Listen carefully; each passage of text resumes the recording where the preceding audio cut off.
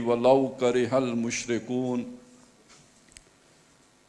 वक़ाल अज़्ज़ वजल वमा अर्सलनाका इल्ला रहमतल लिल आलमीन सदक़ल्लाहुल अज़ीम। रब्बि इश्रह ली सदरी व यस्सिर ली अमरी वहलुल उक़दतम मिन लिसानी यफ़क़हू क़ौली आमीन या रब्बल आलमीन।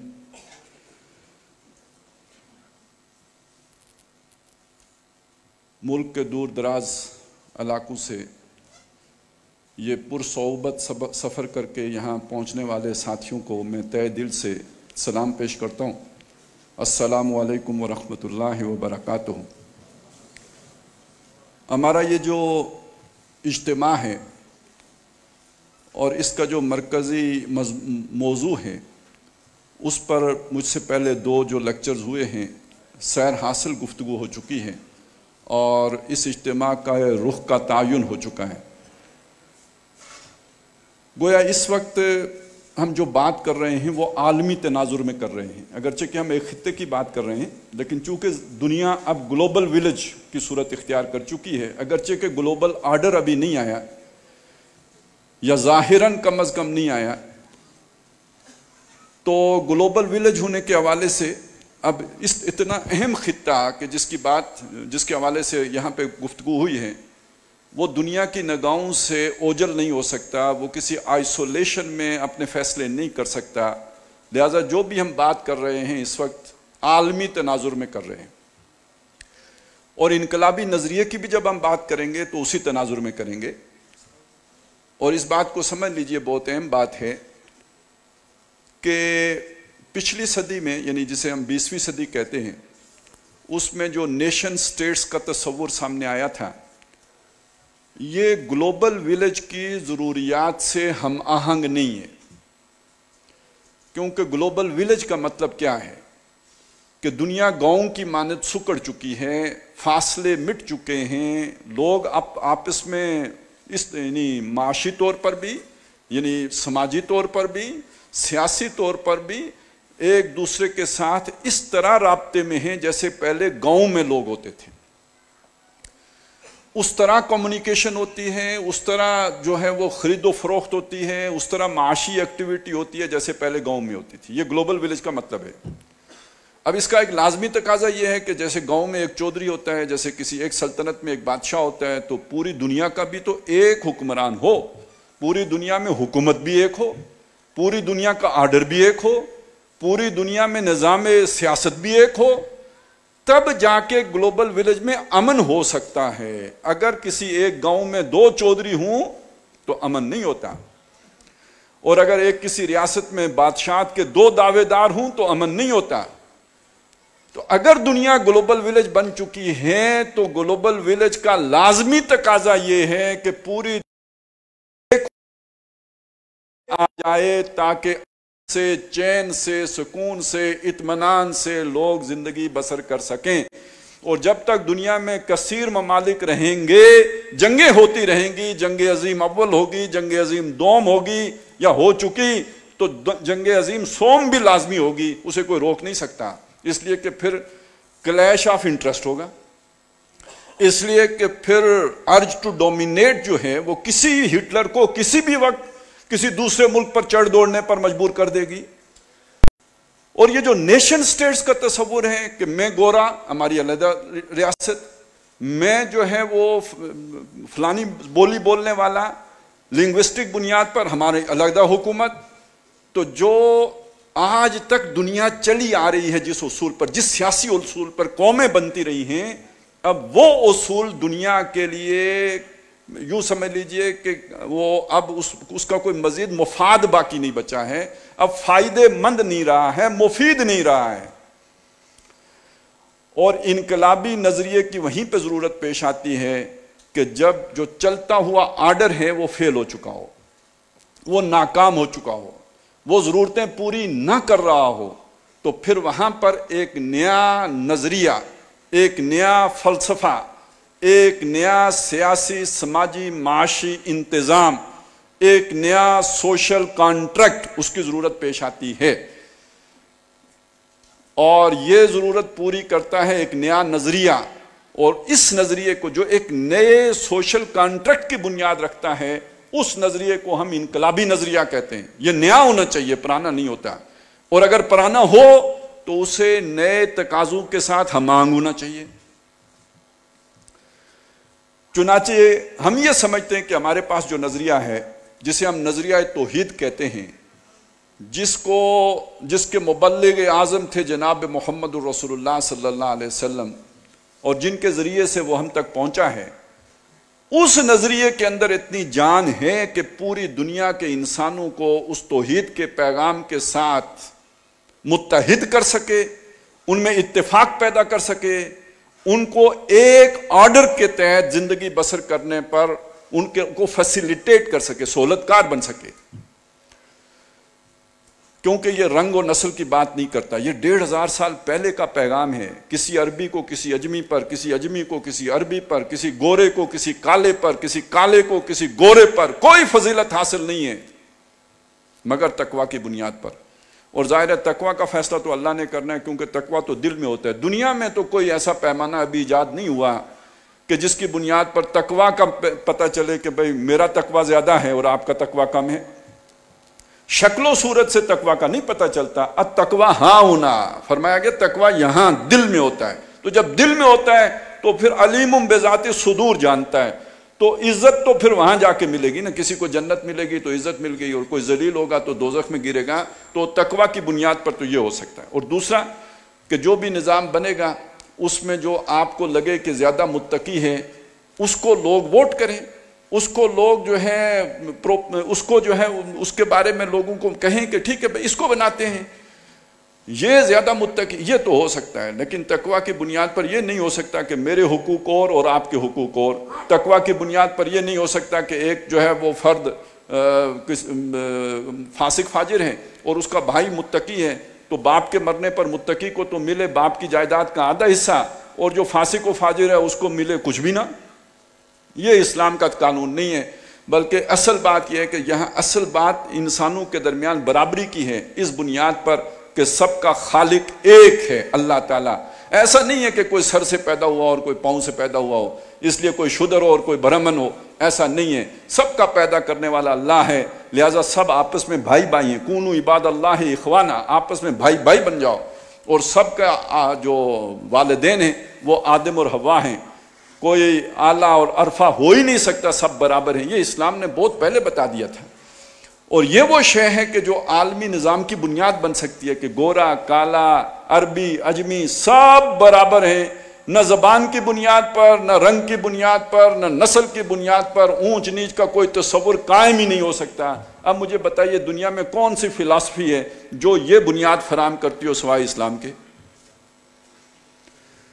اگلی بات سنیے، وہ عدل کہ جس کو قائم کرنے کے لیے انقلاب فرانس آیا تھا، اس عدل کی ناکامی، اس ماڈل کی ناکامی تھی جس کے نتیجے میں کمیونزم کا انقلاب آیا،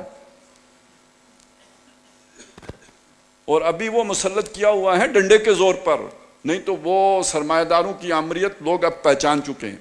دیوے استبداد جو جمہوری قبا میں پائے کوب ہیں، جس کو لوگوں نے کبھی آزادی کی نیلم پری سمجھا تھا، اب لوگوں کو پتہ ہے کہ کتنا منحوس نظام ہے، کتنا گندا نظام ہے، اور کس درجے ظالمانہ نظام ہے۔ اب تو علم ہو چکا ہے لوگوں کو، لیکن کمیونزم ناکام ہو گیا، اور اس کی ناکامی کا نتیجہ یہ نکلا کہ وہ اسے سانس لینے کا موقع مل گیا، لیکن یہ سروائیو نہیں کر سکتا، یہ نو انسانی کے مسائل کا حل نہیں دے سکتا۔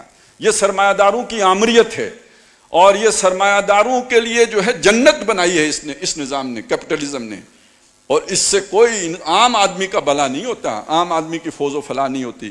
اور خیر اس بات کو جتنا ہم جانتے ہیں کوئی اور کیسے جان سکتے ہیں؟ جو وی آئی پی کلچر اس بنیاد پر ہم بھگتتے ہیں دنیا میں کہیں اور تو اس کا کوئی نمونہ نہیں، تو ہم سے زیادہ بہتر کون جانتا ہوگا؟ کہتے ہیں جو چھاننی ہوئی جاننی، تو ہم اچھی طرح اس کو چھان کے دیکھ چکے ہوئے ہیں۔ تو اس اعتبار سے بھی جہاں ہم حاکمیت کا اختیار اللہ تعالیٰ کو سونپ دیں اور باقی مخلوق ساری کی ساری اس کی نیابت کے لیے کھڑی ہو جائے، گویا قانون ساز وہ ہو، قانون اس کا نافذ ہوگا۔ ظاہر ہے یہاں کوئی ایک طبقہ جو ہے قانون سازی نہیں کر رہا، یہاں پر کوئی ایک خاص کمیونٹی کی جو ہے وہ حاکمیت نہیں ہے، وہ اللہ کو منتقل ہو گئی، کامل عدل اس کے نیچے آ سکتا ہے۔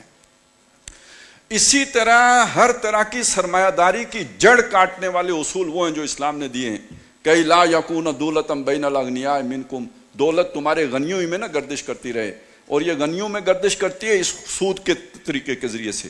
تو اس سود کا خاتمہ جب تک یہ نہیں ہوتا تو دولت غنیوں ہی میں گردش کرتی رہے گی، یہ سرمایہ داروں ہی کے در کے پھیرے لیتی رہے گی، یہ ٹرکل ڈاؤن نہیں کرے گی۔ تو یہ بڑی تفصیل ہے جو اس پہ بڑا وقت لگ سکتا ہے، لیکن میں صرف اس وقت اشارے کیے میں نے کہ اصل میں دنیا کے مسائل کا حل اگر کسی کے پاس ہے تو وہ اسلام ہے۔ اگلی بات میں یہ عرض کرنا چاہتا ہوں کہ ظاہر ہے جو بھی ایک نظریہ ہوتا ہے اسے اپنے اظہار کے لیے ایک خطہ عرضی درکار ہوتا ہے، اس کے بغیر وہ اپنا اظہار نہیں کر سکتا۔ نبی اکرم صلی اللہ علیہ وسلم اگرچہ کہ سارے جہاں کے لیے رسول بنا کے بھیجے گئے، وما ارسلناک الا رحمۃ للعالمین، اور یہ پیغام دے کے بھیجے گئے، خواہ مفاد پرستوں کو یہ بات کتنی ہی ناگوار کیوں نہ گزرے۔ میں نے مشرک کا ترجمہ مفاد پرست کیا ہے، اس لیے کہ دنیا میں ہر طرح کا شرک اس کی بنیاد پیچھے مفادات ہوتے ہیں، وہ مفادات کی بنیاد پر شرک کا نظام وضع کیا جاتا ہے۔ کوئی پیچھے مچھندر ہوتے ہیں، کوئی پیچھے مجاور ہوتے ہیں، کوئی پیچھے پنڈت ہوتے ہیں، کوئی پروہت ہوتے ہیں، پے کے ساتھ اور بھی بنا لیجئے، میں نے کہا تو آپ ناراض ہوں گے۔ تو یعنی یہ کوئی نہ کوئی ہوتا ہے پیچھے جس کے پیٹ کا جڑا ہوا ہوتا ہے اس شرک کے نظام کے ساتھ، لہٰذا ہر مفاد یافتہ وہی مشرکانہ نظام لے کے آئے گا۔ تو میں نے اس لیے مشرکون کا ترجمہ مفاد پرست کر دیا۔ تو مفاد پرست لوگوں کو یہ بات کتنی ناگوار کیوں نہ ہو، محمد الرسول اللہ یہی پیغام عدل لے کے آئے ہیں، ہر طرح کے مفاد کا خاتمہ کر کے عدل و قسط کا نظام قائم کر دیں۔ اور اس کا آغاز کہاں سے کریں؟ لِتُنذِرَ أُمَّ الْقُرَىٰ وَمَنْ خَوْلَهَا، تاکہ آپ خبردار کر دیں مرکزی بستی مکے کو اور پھر جو اس کے ارد گرد ہیں، اور ارد گرد پھیلتے پھیلتے وَمَا أَرْسَلْنَاكَ إِلَّا رَحْمَةً لِّلْعَالَمِينَ اور وَمَا أَرْسَلْنَاكَ إِلَّا كَافَّةً لِّلنَّاسِ بَشِيرًا وَنَذِيرًا، تمام انسانوں تک جب تک نہ پہنچ جائے تو گویا وہ پیغام ابھی مکمل نہیں ہوا، وقت فرصت ہے، کہاں کام ابھی باقی ہے، نور توحید کا اتمام ابھی باقی ہے، جو محمد الرسول اللہ نے جس کا آغاز مکے سے کیا تھا، مدینے سے کیا تھا، یہ پوری دنیا میں پھیلانا ہے، وہاں تک پہنچنا ہے۔ اچھا، یہ میں عرض یہ کر رہا تھا کہ خطے کی اہمیت بڑی ہوتی ہے۔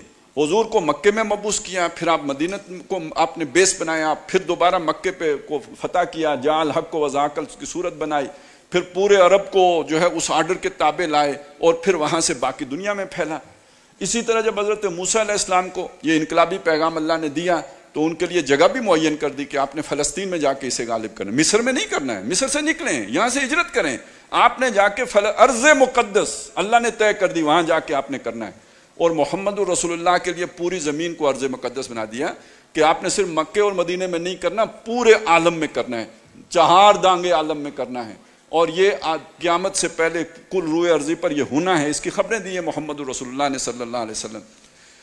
لیکن اب جو ہم دیکھ یہ رہے ہیں کہ اس کا آغاز کدھر سے ہوگا، دیکھیے حدیثوں میں خبریں ہیں، یقیناً وہی سرزمین جہاں سے محمد الرسول اللہ صلی اللہ علیہ وسلم نے اس کا آغاز کیا تھا، دوبارہ اسی وہ جو ابھی کہا تھا نا، پھر جبیں خاک حرم سے آشنا ہو جائے گی، تو پھر اسی خاک حرم سے وہ جبینیں آشنا ہو جائیں گی، وہ نور توحید، پھر اس کا آغاز اسی سرزمین سے ہونا ہے۔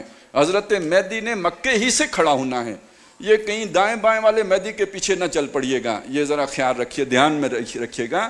جو اصلی والا مہدی ہوگا 2 نمبر مہدی نہیں ہوگا، 1 نمبر جو مہدی ہوگا اس کا ظہور مکے سے ہوگا، اور جو ادھر ادھر لاہور سے نکل کھڑا ہو یہ 2 نمبر مہدی ہوگا۔ وہ بے شک جتنی چکنی چپڑی باتیں کرتا ہو، جتنی لچھے دار باتیں کرتا ہو، اور جتنا من باتوں میں مول لیتا ہو، تو وہ 1 نمبر مہدی نہیں ہو سکتا، وہ ادھر مکے سے نکلنا ہے۔ البتہ اس مکے والے مہدی سے پہلے معلوم ہوتا ہے، یہ جو ابھی آپ کے سامنے جغرافیہ پیش کیا گیا، جو 400 سالہ تاریخ آپ کے سامنے رکھی گئی، دیکھیے اللہ تعالیٰ کے منصوبے بڑے طویل ہوتے ہیں۔ میری عمر 60 سال ہے تو میں کتنا سوچوں گا، اتنا ہی سوچوں گا، جتنا پدی کا وہ جو اتنا ہی شوربہ نکلے گا جتنا پدی کا جسم ہے، تو میری سوچ کا جو ہے نا وہ ہورائزن اتنا ہی ہوگا کہ جتنا میری عمر ہے۔ لیکن اللہ تعالیٰ کو ذرا دیکھیں نا کہ اللہ تعالیٰ کا ایک دن 1000 سال کا، یدبر الامر من السماء الى الارض، सुम्मा यारुजु इलैहि फी यौमिन काना मिक़दारुहु अल्फ सनतिन मिम्मा तउद्दून, जो तुम्हारी गिनती है उसमें अल्लाह का एक दिन 1000 साल के बराबर होता है। अच्छा, ये कम तरीन दिन है, 10,000 साल का दिन भी आया है कुरान मजीद में, और 50,000 साल का दिन भी आया है। इसलिए एक छोटी सी आयत है, उससे बात समझ में आएगी कि अल्लाह ताला ने जब डराया मक्के वालों को, तो साथ नबी सल्लल्लाहु अलैहि वसल्लम से कहा कि आप इन्हें कह दीजिए कि इन अदरी या करीबुन अम बईदुम मा तुअदून, कि मैं नहीं जानता कि जिसका तुमसे वादा है वो तुम्हारे करीब आ गया है या अभी तुमसे दूर है। लेकिन दूसरी जगह पे अल्लाह ताला ने अपनी तरफ से एक बात कही कि वो क्या बात थी कि ये देखते हैं उसे दूर और हम देखते हैं उसे बड़ा करीब। मसलन मैं अगर एक बात कहूं कि भाई ये काम आज से 100 साल बाद होगा, हम सब उसे बहुत दूर, 100 साल बाद होगा, यानी 100 साल बाद हम में से कौन होगा? कोई नहीं होगा, तो बहुत दूर की बात हो गई। वो जिसका एक दिन 1000 साल का है, उसके लिए 100 साल कितना होगा? 1 घंटे के बराबर है। लिहाजा हम उसे करीब देखते हैं, नराहु करीबन, और ये उसे देख रहे हैं बईदा, बहुत दूर देख रहे हैं। तो इस तरह समझ लीजिए कि ये जो अल्लाह ताला ने, ये जो हमें 400 साल तो बहुत बड़े लग रहे हैं मुजद्दद अल्फसानी से लेके आज तक, लेकिन ये जो अल्लाह का मंसूबा है उसके एतबार से देखें तो ये 400 साल क्या है, 3 घंटे हैं, 2.5 घंटे हैं बस। अल्लाह के मंसूबे में तो इतनी सी भी वक़्त नहीं है इनकी। और अब यहाँ पे ये बात नोट कीजिए कि जो अल्लाह के दीन के दुश्मन हैं वो साजिशें भी करते हैं, वो प्लानिंगें भी करते हैं, वो मंसूबे भी बनाते हैं। कुरान कहता है ये, यानी आजकल इस चीज़ को मजाक बना दिया गया है, कोई ऐसी बात करें साजिश तो लोग मतलब ज़ेर लब को तो कम अज़ कम ज़रूर ही मुस्कुरा उठते हैं। अगर आपकी इज्जत का लिहाज करके आपके सामने कोई ना भी हंसे तो ज़ेर लब ज़रूर मुस्कुराता है कि ये देखें यार मौलवी ये साजिशों की बात करता है। हालांकि कुरान कहता है युरीदून लियुत्फिउ नूर अल्लाहि बिअफ़वाहिम, वो इरादा रखते हैं कि अल्लाह के नूर को अपनी मुंह के फूंकों से बुझा दें। वल्लाहु मुतिम्मु नूरिही वलौ करिहल काफिरून, अल्लाह अपने नूर को पूरा करके छोड़ेगा खा इन काफिरों को ये बात नापसंद ही क्यों न हो। फिर अल्लाह कहते हैं कि वो व मकरू व मकर अल्लाह, उन्होंने मकर किया, तदबीर की, साजिश की, खुफिया मंसूबे बनाए। अल्लाह ने भी एक लतीफ मंसूबा बनाया, वल्लाहु खैरुल माकिरीन, और अल्लाह तो सबसे बेहतरीन मंसूबा साज है, अल्लाह सबसे बेहतरीन तदबीर करने वाला है। अल्लाह की तदबीर तो ऐसी है कि इनकी सारी तदबीरें अल्लाह की तदबीर में सुमो जाती हैं, उसके अंदर जो है वो आ जाती हैं। फल्लज़ीना कफरू हुमुल मकीदून, बस जो लोग काफिर हैं वो अल्लाह की तदबीर में आए हुए हैं, वो समझते हैं हम अपनी तदबीर चल रहे हैं, हालांकि वो अल्लाह की तदबीर में फंसे हुए हैं। अब मैं इसको एक तरीके से आपको समझा देता हूँ। यहाँ कहा, यानी जो जिस खित्ते का जिक्र किया ना, इसमें पाकिस्तान एक मुल्क है, और पाकिस्तान वो मुल्क है जो बना ला इलाहा इल्लल्लाह की बुनियाद पर है। ये नहीं बन सकता था अगर ला इलाहा इल्लल्लाह का नारा न लगा होता। ये उसी की ताकत थी कि इसने ये मुल्क बन गया। लेकिन यह कि इस मुल्क बनने के पीछे हो सकता है किसी का अपना मंसूबा भी हो, किसी की कोई साजिश भी हो, किसी का कोई जो है ना वो अपना कोई तदबीर भी हो। मसलन अंग्रेज ये सोच सकते हैं, लोग कहते हैं ना कि अंग्रेज ने बनाया। क्यों बनाया? इसलिए बनाया अंग्रेजों ने कि जो रशिया से खतरा था, कम्युनिज्म का खतरा था, जो एक नजरियाती खतरा था, उसको रोकने के लिए एक नजरियाती रियासत चाहिए थी, बफर स्टेट चाहिए थी, इसलिए बनाया। एक ख्याल ये पेश करते हैं लोग। कुछ लोग ये ख्याल पेश करते हैं कि ये हिंदू भी कहते थे इनसे जान छूटे मुसलमान, ये तंग करेंगे हमें, लिहाजा जो एक्सट्रीमिस्ट हिंदू थे नेहरू जैसे, उन्होंने कहा इन दफा बना, इनको बनाने दो। अच्छा चले, एक ख्याल ये भी है कि नवाबों का ख्याल ये था कि अगर हिंदुस्तान में रहे तो हमारी जागीरें छिन जाएंगी, अलहदा मुल्क बनाते हैं तो उसमें हम अय्याशी से रहेंगे, मजे करेंगे, जागीरें बरकरार रहेंगी, हमारा मुल्क होगा। कुछ लोग कहते हैं झूठे नबी का भी ख्याल ये था कि चलें अपना एक मुल्क बना लेते हैं। अभी पिछले दिनों एक साहब मिले कि वो कह रहे थे ये इकबाल का ख्वाब नहीं था, ये उसका ख्वाब था असल में। खैर चलें, उसकी तरफ मैं आखिर में आऊँगा। तो मैं ये कहता हूँ ये सब लोगों की अपनी अपनी तदबीरें हो सकती हैं ना, असल सबसे बालातर तदबीर किसकी है? फल्लज़ीना कफरू हुमुल मकीदून, ये सब अल्लाह की तदबीर में आए हैं। अब आप समझ लीजिए कि अगर अल्लाह का मंसूबा ये है, और यकीनन है कि कुल रुए अर्जी पर अल्लाह का दीन गालिब होना है, जो नो इंसानी की जरूरत है। मैंने कहा ग्लोबल आर्डर कायम नहीं हो सकता, दुनिया में अमन आ नहीं सकता, दुनिया सुकून से रह नहीं सकती जब तक कि इस्लाम गालिब नहीं होता, क्योंकि यही दीन फितरत है। اور یہی گلوبل ولیج کے لیے فٹسٹ ہے، اور کوئی نظام چل ہی نہیں سکتا. لہذا تدبیریں اگر ادھر سے، یار یہ آپس میں باتیں کیوں کرتے ہیں آپ؟ پھر کرنی ہے تو آدمی سرگوشی بھی کر سکتے ہیں.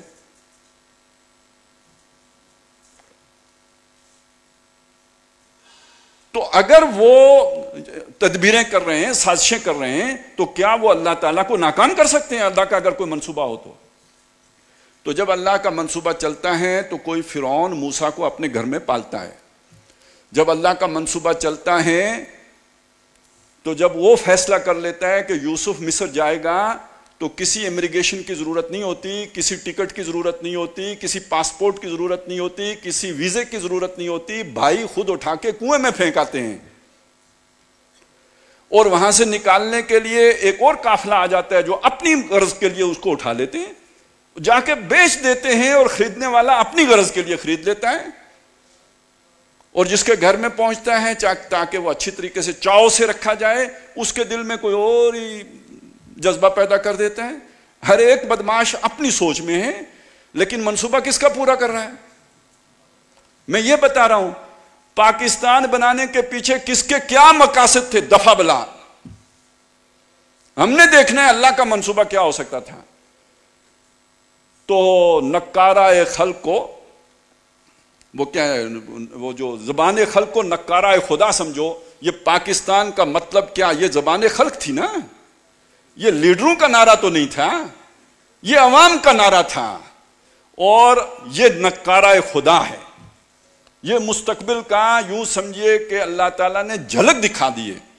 اور 75 سال اس ملک کو ہر بندے نے لوٹا، 75 سال اس ملک کو ہر بندے نے کھایا، 75 سال دائروں کا سفر طے کرایا. کبھی بھٹو لایا اور پھر اس کو کھایا، کبھی نواز شریف بنایا پھر اس کو گرایا. اور تازے والے کا تو سب کو پتہ ہے. آپ کے لیے نیا ہے جس کی عمر 50 سال سے اوپر ہو گئی ہے، اگر اس کی یادداشت خراب نہیں ہے تو اس کے لیے تو یہ پرانا سفر ہے نا بھئی. یہی کیسٹ چلتی ہے پاکستان میں. 10 سال وہ ہوتے ہیں، 10 سال ان کا لاڈلا ہوتا ہے، 5 سال اسے رکھتے ہیں، 5 سال اسے ذلیل کرتے ہیں، پھانسی دیتے ہیں، یا یہ کہ پھر اسے کرپشن کے کیسز میں گھساتے ہیں. یہ کہانی ہے پاکستان کی. اس پاکستان کے ساتھ پراپرٹی ڈیلر مخلص ہوں گے، ملک ریاض مخلص ہوگا. تو پھر چل کیسے گیا؟ بھئی امریکہ کی ضرورت بن گیا. یہ آخر فرعون کے دل میں بھی اللہ نے موسیٰ کی محبت ڈال دی تھی نا. وَأَلْقَيْتَ عَلَيْكَ مُحَبَّةً مِّنِّي. او موسیٰ تیرے اوپر میں نے اپنی محبت کا پرتو ڈال دیا تھا. فرعون رکھتا کیسے نا. تو اللہ کے لیے تو اتنا کرنے کی بات ہے. یہ ملک آج تک چلا ہی نہیں. ہماری جو ہڈ حرامی تھی نا، بعض اوقات آدمی کی سستی کاہلی اس سے بہت بڑا کام کرا لیتی ہے. مطلب میں چلنے سے کتراتا ہوں تو میں سوچوں گا نا یار چلنے سے بچوں کیسے، پہیہ ایجاد کر لوں گا. میں نہیں چلنا چاہتا، زور نہیں لگانا چاہتا، طاقت بچانا چاہتا ہوں، بھائی میری انرجی کیسے بچے، انجن بنا لوں گا. سمجھ گئے؟ تو ہم نہیں لڑنا چاہتے. یار انڈیا سے کون لڑے، مارتے ہیں، ایٹم بم بنا لیتے ہیں. نہیں سمجھے؟ وہ کوئی ہم نے اچھی نیت سے نہیں بنایا، کیونکہ ہم نے کاروبار کرنے ہیں، انڈیا والوں سے لڑنا پڑے گا تو یہ ساری عیاشیاں ختم ہو جائیں گی. ایٹم بم ہوگا نا، ڈیٹرنس، تو ڈیٹرنس ہوگا تو پھر انڈیا لڑے گا نہیں، تو لڑے گا نہیں تو وہ بھی کھائے تو ہم بھی کھائیں. بن تو گیا، لیکن وہ اس کے منصوبے میں کسی اور غرض سے بنا، ان کے منصوبے میں کسی اور غرض سے بنا. یہ چلانے کے لیے تو نہیں بنایا، اس نے کسی اور منصوبے کے تحت بنایا. تو اب اس خطے میں آپ 2 چیزیں اور جمع کر لیں. یہ جو آپ نے تاریخ بھی پڑھی اور جغرافیہ بھی دیکھا، وہ نظریہ جو ہم نے زندہ کیا تھا 2 قومی نظریے کی صورت میں، اور اس کے ساتھ ایٹمی طاقت. نتیجہ کیا ہے؟ نتیجہ سمجھ لیجئے. اس وقت دنیا کا فوکس اس خطے پر ہے. کس دنیا کا؟ شیطان دنیا کا. اس دنیا کا منصوبہ آپ سمجھ لیں. یہ انہیں سمجھ آ گئی ہے کہ ہمارا مادہ پرستانہ نظام دنیا کو ورلڈ آرڈر نہیں دے سکتا. ہمارا مادہ پرستانہ نظام دنیا کو ایک آرڈر تلے جمع نہیں رکھ سکتا. چنانچہ اعلیٰ ترین علمی سطح پہ جو اس وقت کانفلکٹ ہے یا فرکشن ہے وہ پتہ ہے کیا ہے؟ کہ بھائی دنیا میں لبرلزم ہونا چاہیے، تو اس کا مطلب کیا ہے؟ ریاست کا جبر ختم ہو. یہ یونیورسٹیوں میں بحث ہو رہی ہے، مطلب ہر قانون میرے آزادی کی راہ میں رکاوٹ ہے یا نہیں ہے؟ جو قانون بھی بنے گا آزادی کی راہ میں رکاوٹ ہے یا نہیں؟ تو ایبسولوٹ لبرلزم کیا ہے؟ کوئی قانون نہ ہو. اگر کوئی قانون نہ ہو تو دنیا چل سکتی ہے؟ تو لبرل سوسائٹی ایکسٹریم جس پہ پہنچی ہے وہ یہ ہے کہ اسٹیٹ ہونی ہی نہیں چاہیے. یہ تو طوائف الملوکی کو جنم دے گی. جب آپ اس ایکسٹریم پہ جاتے ہیں تو ذہن دوسری طرف جاتا ہے کہ نہیں یار یہ تو نہیں ہونا چاہیے. تو نہیں ہونا چاہیے تو کیا ہونا چاہیے؟ اب یہاں شیطان آ گیا بیچ میں. اور یہ سمجھ لیں کہ یہ جو ڈیموکریٹک رائٹس کا تصور آیا تھا یہ شیطان نے مجبوراً انسان کو دیے تھے، خوشی سے نہیں دیے تھے. شیطان کو شخصی حاکمیت پسند ہے. وہ جمہوری حاکمیت اس لیے لے کے آیا تھا کہ یہ محمد رسول اللہ صلی اللہ علیہ وسلم کی روشنی اتنی پھیل گئی تھی کہ خطرہ پیدا ہو گیا تھا کہ شخصی حاکمیت ختم ہو جائے. اس ملوکیت کو بچانے کے لیے وہ یہ ایک نئی آمریت کی شکل لے کے آ گیا تھا. اس نے خوشی سے یہ حقوق نہیں دیے تھے. اب اس نے یہ بھی دیکھ لیا کہ دنیا میں جو کامیاب ترین ماڈل ہے سرمایہ داری کے لیے بھی وہ چائنا ماڈل ہے. وہاں کوئی مزدور ہڑتال نہیں کر سکتا، وہاں کوئی مزدوروں کے رائٹس نہیں ہیں، وہ تو مشینیں ہیں. ان کو اس پہ بھی مجبور کیا جا سکتا ہے کہ تم نے بچے کتنے پیدا کرنے ہیں اور کرنے ہیں کہ نہیں کرنے ہیں. یہ کسی ڈیموکریٹک ملک میں آپ سوچ بھی نہیں سکتے. وہ تو ایک مشینی انسان ہے. تو سرمایہ دار کے اعتبار سے دنیا کے لیے بہترین ماڈل چائنا ماڈل ہے. اور اس چائنا ماڈل لانے کے لیے دنیا میں اب جو ابھی فیشزم کی بات کی جا رہی تھی وہ ریسزم کی بنیاد پر فیشزم آ رہا ہے. مغرب میں جو چیز تیزی سے پھیل رہی ہے وہ وائٹ سپریمیسی کا تصور ہے. اور ہمارے پڑوس میں ہندوستان میں یہ جو مودی لے کے آیا ہے یہ ہے برہمن اور یہ ہندو اور ہندو ذات کا جو ہے وہ بالادستی. وہاں پہ بھی فیشزم آ رہا ہے نا، انڈیا میں بھی آ رہا ہے. اور یہ جبر کی کو مسلط کر کے دنیا کو ایک عالمی جیل میں تبدیل کرنے کا منصوبہ ہے. یہ شیطانی منصوبہ ہے. اور اس کے لیے بڑی بڑی ریاستیں ختم کریں، چھوٹی چھوٹی ریاستیں بنائیں. ابھی وہ پاکستان کے ٹکڑے کرنے کی سوچ رہے ہیں اور ہندوستان بے وقوف خوش ہو رہا ہے. مودی کو سب پتا ہے یہ پکا بدماش ہے، لیکن عام ہندوستانی کو نہیں پتا. وہ سمجھتا ہے کہ ہم سپر پاور بن گئے، اگلی باری تمہاری ہے، تمہارے بھی ٹوٹے کریں گے اور دنیا میں کسی ملک کو نہیں چھوڑیں گے، سب کا جغرافیہ تبدیل کریں گے، چھوٹی چھوٹی ریاستیں بنائیں گے تاکہ وہ کنٹرول آسانی سے کی جا سکے. منصوبہ یہ.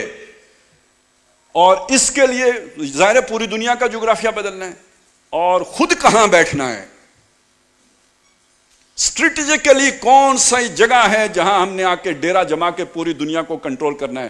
یہ ہم سے مراد امریکہ نہ لیجئے، یہ ہم سے مراد صرف یہودی بھی نہ لیجئے، دنیا کی شیطانی طاقتیں لیجئے. وہ مسلمانوں میں سے بھی کوئی شیطانوں کا بھائی ہو سکتا ہے، وہ یہودیوں میں سے تو اکثر ہیں، عیسائیوں میں سے بھی بہت سے ہو سکتے ہیں، سرمایہ داروں میں بھی اکثر ہیں، بلکہ زیادہ تر ہیں. کوئی استثناء ہو سکتا ہے، کوئی ایک مومن آل فرعون کی مانند، اکثریت ان کی وہ ہے. یہ جو شیطانی طاقتیں ہیں جو اصلاً ڈیپ سٹیٹ ہے. یہ ڈیپ سٹیٹ کا مطلب اسٹیبلشمنٹ نہیں ہوتا. ڈیپ سٹیٹ کا مطلب ہے وہ عالمی نیٹ ورک جس کی جڑیں ہر ملک کی اسٹیبلشمنٹ کے اندر گھسی ہوئی ہیں، کینسر کی مانند. ان کا منصوبہ کیا ہے؟ کس خطے پر ان کی نظر ہے؟ اسی خطے پر نظر ہے جس خطے پر اللہ کا 400 سال کا منصوبہ جاری ہو ساری ہے، جس کی ابھی آپ کے سامنے نقشہ. یہ بڑی عجیب بات ہے کہ دیکھیں مکے میں نبی صلی اللہ علیہ وسلم کی بعثت سے چند ماہ پہلے، آپ کی پیدائش سے چند ماہ پہلے ایک بہت بڑی جنگ مسلط کی گئی مکے پر. الم تر کیف فعل ربک باصحاب الفیل. یہ اصحاب الفیل اس کو ہم صرف ایک اس میں دیکھ لیتے ہیں، یعنی وہ تجارتی جو کانفلکٹ تھا اس کی بنیاد پر دیکھ لیتے ہیں. بھئی آپ شیطان کو کیوں نظروں سے اوجھل کر دیتے ہیں؟ کیا شیطان کو نہیں معلوم کہ اس سرزمین میں آخری نبی جو ہے وہ پیدا ہونے والا ہے؟ اس سے پہلے وہ فساد پیدا کرنا چاہتا ہے. اس مکے کے اوپر وہ اپنا ایک ایجنٹ چڑھا لایا ہے. اس کو اس تناظر میں دیکھیں. اگر عیسائی راہبوں کو پتا تھا یہودیوں کو پتا تھا تو شیطان کو نہیں پتا. لہذا وہ نبی صلی اللہ علیہ وسلم کی جائے ولادت کو فساد سے بھر دینا چاہتا, اللہ کے منصوبے کو ناکام بنانے کی سازش, اور اس کے لیے وہ اپنے کرندے چڑھا کے لایا. اب میں آپ کو بتاتا ہوں کہ حیرت انگیز بات یہ, ادھر فلسطین کا مسئلہ ہے, ادھر کشمیر کا مسئلہ ہے. ایک ہی وقت میں دونوں, تقریباً سن 48 ہے جب یہ دونوں مسئلے کھڑے ہوئے ہیں. دونوں کے بارے میں اقوام متحدہ کا طرز عمل ایک جیسا, انتہائی جانبدارانہ, انتہائی متعصبانہ. اور اس کے ساتھ ساتھ ایک بات چلیں یہاں پہ چلیں, وہ فلسطین کو تو ایک طرف رکھیں, یہ جو قادیانی ہیں ان کا جب ہم مولوی لوگ نام لیتے ہیں تو ہمارے جو دانشور قسم کے لوگ ہیں, ذرا تھوڑے سیکولر لبرل ٹائپ لوگ ہیں, وہ ویسے ہی چڑ کھا جاتے ہیں. آپ کا شیخ عبداللہ کے بارے میں کیا خیال ہے؟ وہ جو کشمیر میں رہ گیا, مقبوضہ کشمیر میں رہ گیا, آتش چنار والا شیخ عبداللہ, وہ تو مولوی نہیں ہے نا. آپ اس کی یہ کتاب پڑھیں آتش چنار, اس میں اس نے یہ لکھا ہے کہ یہ قادیانی کشمیر کمیٹی کو انفلوئنس کر کے اپنا لچ تلنے کی کوشش میں تھے. چکر کیا ہے اس کو سمجھیں. قادیانیوں کے مرکز کا نام ربوہ ہے. ربوہ کا کیا لفظ ہے جی؟ یہ قرآن میں آیا ہے, اور قرآن میں یہ لفظ آیا ہے, اور وہاں پہ اس کے مطلب معنی جو معین کیے گئے, بیت اللحم, اکثر مفسرین نے اس سے مراد لیے کہ ایک موقع پہ حضرت مریم کو خدشہ لاحق ہوا کہ حضرت مسیح علیہ السلام کی جان کو خطرہ ہے, تو وہ انہیں لے کے بیت اللحم, ذرا بلندی ٹیلے والی جگہ تھی, ذرا اونچائی پہ, اونچان پہ, وہاں لے کے چلی گئیں. مرزا قادیانی نے ایک چھلانگ لگائی, اس نے کہا کہ یہ مفسرین نے بالکل غلط ترجمہ کیا ہے, ربوہ تو کشمیر ہے. سمجھ آئی؟ ربوہ کشمیر ہے, اور حضرت مریم حضرت مسیح کو لے کے کشمیر آئی تھیں, اور سری نگر کے فلانے قبرستان میں ان کی قبر بھی موجود ہے. تو یعنی اس کے پاس وہی آتی تھی, میں مانتا ہوں کہ اس کے پاس وہی آتی تھی, یعنی میرا ماننا ہے کہ غلام محمد قادیانی کے پاس وہی آتی تھی, اللہ کی نہیں, شیطان کی. اور شیطان کی وہی آتی ہے, قرآن سے ثابت ہے, ان الشیاطین لا یوحون الی اولیاءہم لیجادلوکم, بے شک شیاطین اپنے ولیوں کی طرف, شیطان جو ہے وہ وہی دوستوں کی طرف وہی کرتے ہیں جو انسانوں میں سے ہوتے ہیں, تاکہ وہ تم سے بحث کر سکیں. وَكَذَلِكَ جَعَلْنَا لِكُلِّ نَبِيٍّ عَدُوًّا شَيَاطِينَ الْإِنسِ وَالْجِنِّ يُوحِي بَعْضُهُمْ إِلَىٰ بَعْضٍ زُخْرُفَ الْقَوْلِ غُرُورًا. تو جب قرآن بتا رہا ہے تو ہم کیوں نہ مانیں کہ اس کی طرف وہی آتی تھی, لیکن وہی شیطان کی آتی تھی. تو شیطان نے فوکس کیا تھا نا, اس نے بتایا کہ ربوہ کا یہ ترجمہ کرو.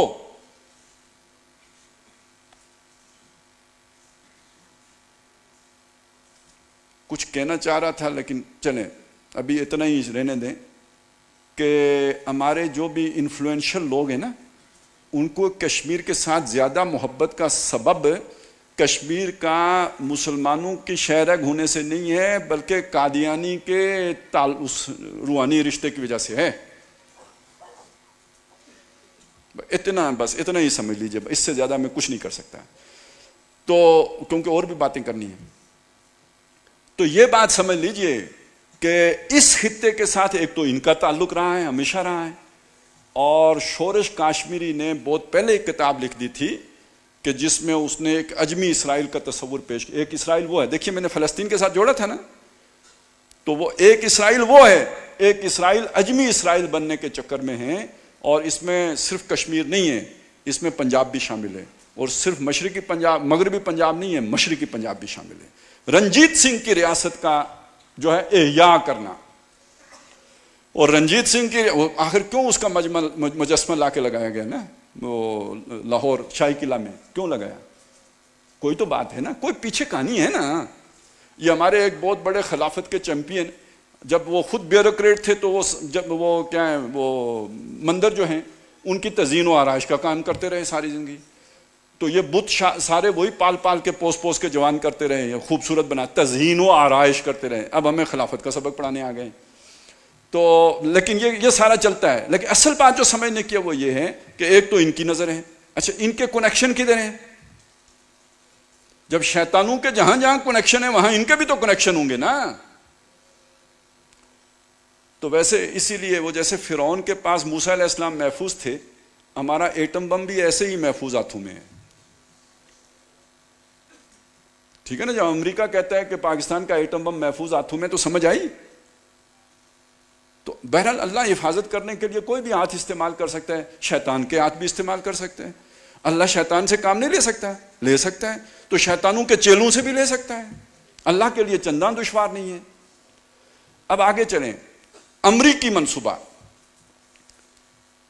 90 کی دہائی میں, وہ جو ابھی پچھلے دنوں ایک خاتون آئی ہوئی تھی پاکستان, رابن رافیل, یہ اس وقت جنوبی ایشیا کے امور کی جو ہے نا وہ ذمہ دار تھی, اور انہوں نے منصوبہ بنایا تھا کہ یہ جو کشمیر ہے اس کو خود مختار بنایا جائے, اور یہ جو روف آف دا ورلڈ ہے یہاں آ کے امریکہ ڈیرے جمائے, اور اس پورے یعنی کنٹینمنٹ آف چائنا بھی, اور کیا ہندوستان کیا پاکستان, اس سب کو مینج کرنا. یہ سارا یہ جو ابھی آپ نے جغرافیہ دیکھا, یہ وادی سندھ و ہند, اور یہ جو دور جو آگے جو ماورا النہر تک, اس سارے علاقے کو کنٹرول کرنا آسان ہو جائے گا یہاں بیٹھیں گے. یہ منصوبہ باوجود ناکام ہو گیا.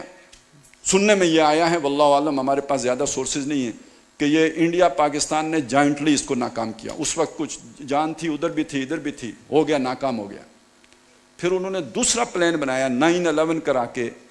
ڈیپ سٹیٹ نے 9/11 کرایا, امریکہ نے نہیں کرایا, امریکی ایڈمنسٹریشن نہیں کرایا, ڈیپ سٹیٹ نے کرایا, اور وہ افغانستان کو نشانہ بنایا. کہتے تو یہ ہیں کہ وہ ٹھکانہ تھا اور بہانہ تھا, اور ٹھکانہ وہاں تھا اور نشانہ پاکستانی تھا, تب بھی نشانہ پاکستان تھا, اسی لیے ایف پاک تھا نا. اور 2002 میں ان کے جرنیل نے کہہ دیا تھا کہ پاکستان اور سعودی عرب جو ہیں وہ کوئی عراق اور افغانستان نہیں ہیں کہ ہم ان پر فوجیں لے کے چڑھ جوڑیں, ان پر ہم نے اور طریقے سے ان کا کام تمام کرنا ہے. تو منصوبہ تو ان کا دونوں ملکوں کا تھا.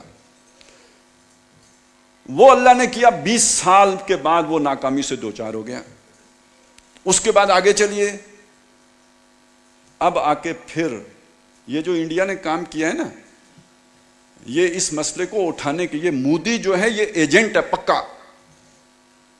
جیسے ہمارے والے ایجنٹ ہوتے ہیں ایسے مودی ایجنٹ ہے, اور اس نے یہ کام کر کے بین الاقوامی طاقتوں کے لیے رستہ کھولا ہے. ابھی حالات خراب ہوں گے اور آگے بڑھیں گے, اگرچہ کہ بظاہر یہ لگ رہا ہے کہ ابھی تو بڑے امن ہے اور ٹورزم کی ڈیولپمنٹ ہو رہی ہے, لیکن یہ بعد میں ایک جیسے میچ فکس ہوتا تھا نا کرکٹ میں, تو جنگ بھی تو فکس ہو سکتی ہے نا.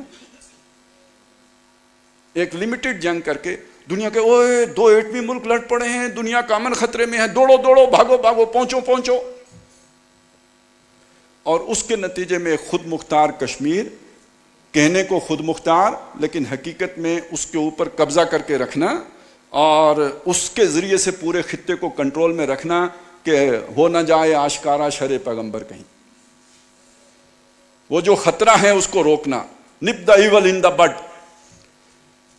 اس کے لیے پورے خطے میں بھونچال لایا گیا, افغانستان سے لے کے کشمیر تک, اور پاکستان کو مسلسل اس زلزلے کی زد میں رکھا جا رہا ہے. یہ اگر آپ نے اکنامک ہٹمین والی وہ ساری فلسفی پڑھی ہو تو آپ کو پتہ ہونا چاہیے کہ معاشی بدحالی کب ہوتی ہے اور کیوں ہوتی ہے اور کیسے ہوتی ہے. گلوبل ویلیج میں کیوں کوئی ملک اس طرح کی صورتحال سے دوچار ہو جاتا ہے.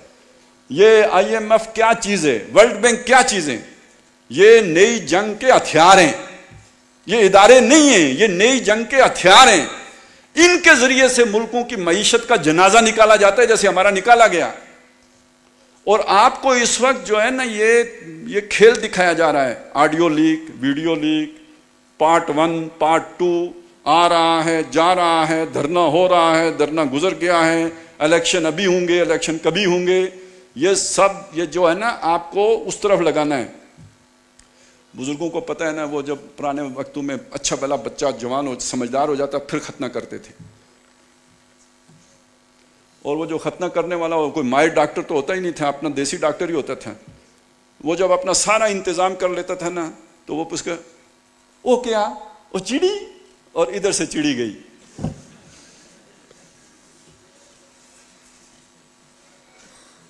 یہ ساری چڑیاں دکھائی جا رہی ہیں آپ کو, اصل منصوبہ کوئی اور ہے.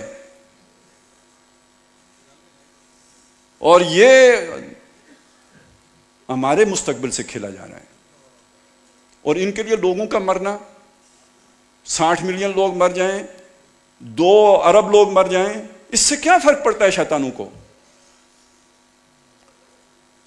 اور جو یہ سمجھے کہ تہذیبوں کی کشمکش نہیں ہے، بھائی ابھی یہ ٹرانسجنڈر قانون جو آیا تھا، اگر یہاں ہماری کوئی تہذیب نہیں ہے تو یہ رد عمل کدھر سے آ گیا ہے؟ پھر لوگ مان لیتے نا۔ مغرب میں تو کوئی احتجاج نہیں ہوا کیونکہ ان کی تہذیب میں اس سارے گند کی گنجائش ہے، یہاں بے نمازی بھی اس کو قبول کرنے کے لیے تیار نہیں ہے۔ تو تہذیبوں کا فرق ہے یا نہیں ہے؟ پاگل ہوگا جو سمجھے گا تہذیبوں کا فرق نہیں ہے، بہت بڑا فرق ہے، اور یہ فرق وہ مٹانا چاہتے ہیں۔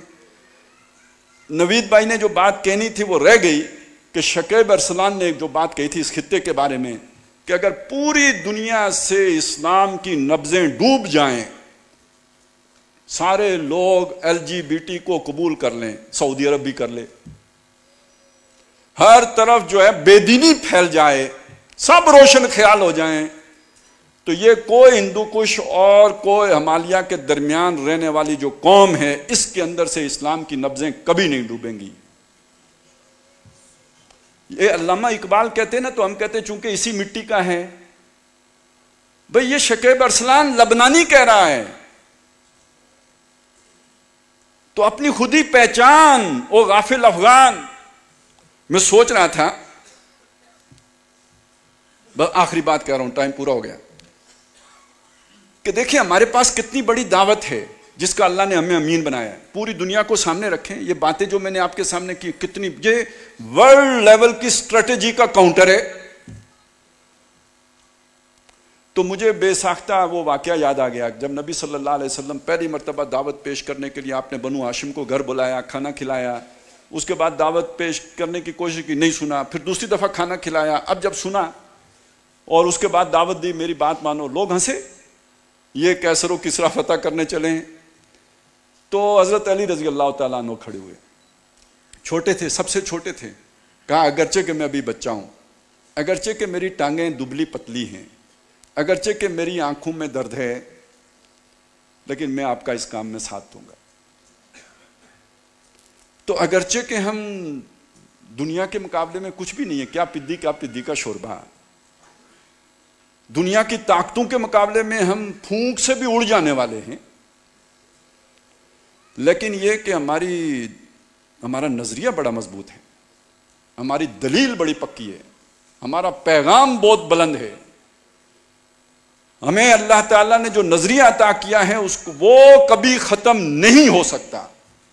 دنیا ادھر سے ادھر ہو سکتی ہے، یہ نظریہ ختم نہیں ہو سکتا، یہ آفاقی ہے، یہ دائمی ہے، یہ جاویداں ہے، یہ پہم دوا ہے، اسے کوئی روک نہیں سکتا۔ تو سروائیول اسی کی ہے جو اس نظریے کے ساتھ جڑ جائے گا۔ آپ بے شک تھوڑے سے ہوں، آپ بے شک کم ہوں، آپ بے شک کم تربیت یافتہ ہوں، لیکن اگر ہم اس نظریے کے ساتھ جڑ جائیں گے، اس کے پیامبر بن جائیں گے، مستقبل ہمارا ہے کیونکہ اس نظریے کا ہے۔ اور یہ شیطان کے سارے منصوبوں کو ناکام کر دے گا، اور اللہ تعالیٰ کا منصوبہ ہمارے ذریعے سے، صورت شمشیر ہے دست قضا میں وہ قوم، کرتی ہے ہر لحظہ اپنے عمل کا جو حساب۔ تو یہ اگر ہم اس طرف اس کو اس لیول پر اس کے تقاضے سمجھتے ہوئے ہم چلیں گے تو مستقبل یقیناً ہمارا ہے اور مسلمانوں کا ہے۔ اور ایک آخری بات خاص طور پہ، چونکہ اس خطے میں وہ بھی رہتے ہیں کہ جو اپنے آپ کو ہندو کہتے ہیں، تو دیکھیں اس سطح پہ ہماری آپ سے کوئی دشمنی نہیں ہے، ہندوؤں سے بھی کوئی دشمنی نہیں ہے، ہمارا پیغام ان کے لیے بھی ہے۔ توحید کا جو ایک اللہ تعالیٰ نے شوق رکھا ہے نا، تو ہر سلیم الفطرت انسان کے دل میں توحید سے ایک تعلق بنتا ہے۔ مستقبل اس نظریے کا نہیں ہے جو آپ نے بنایا تھا، وہ چل گیا۔ اب شودر اور برہمن کی کوئی تقسیم دنیا قبول کرنے کے لیے تیار نہیں ہے، آپ کے ہاں بھی یہ نہیں چلنے والا۔ آپ کا یہ مودی آپ کو گڑھے میں گرائے گا جیسے فرعون نے اہل مصر کو گڑھے میں گرایا تھا۔ آپ سوچیں، آپ کو بھی کھڑے ہونا چاہیے، اسی نظریے کے لیے کھڑا ہونا چاہیے۔ مستقبل انہی کا ہے جو اس نظریے کے ساتھ کھڑے ہوں گے۔ اور کل اگر آپ کے آباء و اجداد نے اسلام قبول کر لیا تھا تو آج ان کے جو ہے اولادیں بھی کر سکتی ہیں، جو ادھر رہ گئے وہ بھی کر سکتے ہیں، جو ہندو ہیں وہ بھی مسلمان ہو سکتے ہیں، اور ہو سکتا ہے کہ وہ ہم سے بہتر مسلمان ثابت ہوں، اور یقیناً ہم سے بہتر مسلمان ثابت ہو سکتے ہیں۔ کیوں کہ جو نیا خون ہوتا ہے، جو نئے قبول کرتے ہیں، وہ جنہیں وراثت میں ملا ہوا ہوتا ہے اس کی نسبت سے وہ زیادہ بعمل ہوتے ہیں۔ زیادہ اس کے لیے قربانیاں دیتے ہیں، ایک نیا خون ملتا ہے نظریے کو. تو بہرحال اسلام کو بھی نئے خون کی ضرورت ہے، اور پوری دنیا میں اگر آپ تجزیہ کر کے دیکھیں نا تو ہندو میں اس کا پوٹینشیل ساری باقی قوموں سے زیادہ ہے، اس کا زیادہ امکان ہے کہ وہ مسلمان ہو جائیں. اور یہ شاہ ولی اللہ کی پیشن گوئی بھی تھی کہ ایک وقت آئے گا اعلیٰ ذات کے تمام ہندو جو ہیں وہ مسلمان ہو جائیں گے. تو غزوہ ہند جو بھی ایک بات ہے وہ کیا صورت ہوگی ابھی ہم نہیں جانتے. ہو سکتا ہے وہ نظریاتی ہی ہو سکتا ہے کہ یہ نظریاتی کشاکشی ہو کہ جس کے نتیجے میں جو ہے وہ مان لیں کہ ہاں یہی وہ نظریہ ہے کہ جو پوری دنیا پر جو غالب آ سکتا ہے، تو کیوں نہ ہم اس کے ساتھی بنیں، ہمارے ذریعے سے غالب آئے. اور پاکستان ہم نے بنایا تو اسی لیے تھا کہ دنیا کے لیے یہ والا مینارہ نور بنے. نہیں بن سکا، ناکام ہو گیا. اب دنیا پاکستان کے خاتمے کے در پہ ہے، اور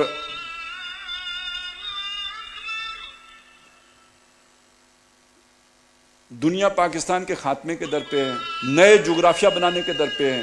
لیکن ایک بات یاد رکھیے، دنیا کچھ سے کچھ کیوں نہ ہو جائے، حالات کتنے برے سے برے کیوں نہ ہو جائیں، یہ ایمان رخصت نہیں ہونے دینا کہ مستقبل اسلام کا ہے، مستقبل نظریہ توحید کا ہے. اقول قولی ھذا واستغفر اللہ لی ولکم ولسائر المسلمین والمسلمات.